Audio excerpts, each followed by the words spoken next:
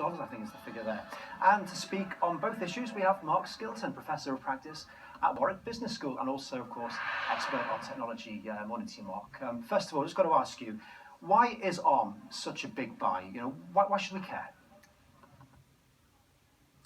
Well, if you look at the value of the company and what it does, it builds 95% of the smartphone chips in terms of the design, the intellectual property around the actual design of those chips.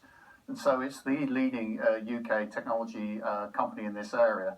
So this makes it both a big player in the international market. It's not just based in Cambridge, where its headquarters are, but also it has sites all around the world. But it is one of the leading players in the market, so it's not surprising that it's a target. But I mean, here's the thing, right? I get that if their devices are in smartphones, and we've all got smartphones, therefore we're all using them, sure, but smartphone sales are kind of at saturation point now, so surely that's not the future for this company.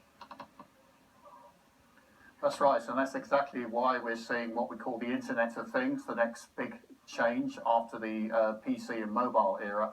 We're now seeing connected devices, either fridges, freezers, connected cars, buildings, what have you, being connected by these chips. So it's of a scale of magnitude into the next era. Now, I would say, whether this was BritX driven or not BritX driven, this is something that I think ARM Holdings have been looking for the last couple of years to get more funds to invest in scaling up beyond where it's been very successful. So SoftBank, I would say, is a good acquisition for them, and it's to scale into what they call the Internet of Things market, which is where the next growth is. Just briefly, can I ask you, are you a Pokemon Go man? Are you playing? I have, yes. It's something I do for purely research purposes, but it's certainly an example of what I'm talking about. Research purposes, I love that. Okay, sure. Thank you very much. Now that's all from me. I'll have more for you.